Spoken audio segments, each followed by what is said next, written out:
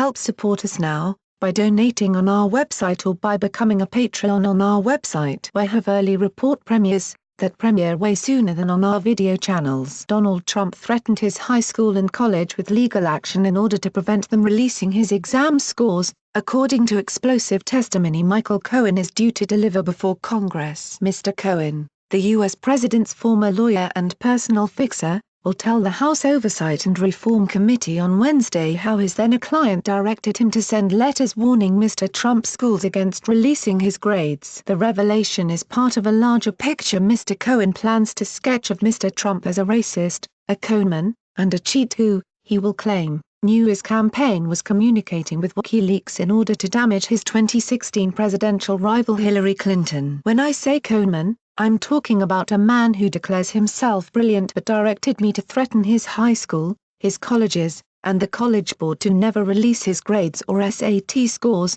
Mr. Cohen will say, according to a transcript first obtained by the New York Times. As I mentioned, I'm giving the committee today copies of a letter I sent at Mr. Trump's direction threatening these schools with civil and criminal actions if Mr. Trump's grades or SAT scores were ever disclosed without his permission. He will continue. The irony wasn't lost on me at the time that Mr. Trump in 2011 had strongly criticized President Obama for not releasing his grades. Mr. Trump branded Barack Obama a terrible student in an interview 9 years ago with the Associated Press, in which he pressured the former president to release his academic records. Mr. Cohen, who once said he would take a bullet for Mr. Trump, will tell lawmakers how he is ashamed over his efforts to protect and promote his former boss. I'm ashamed because I know what Mr. Trump is. He is a racist. He is a conman. He is a cheat, he will say. He was a presidential candidate who knew that Roger Stone was talking with Julian Assange about a WikiLeaks drop of Democratic National Committee emails. Last summer,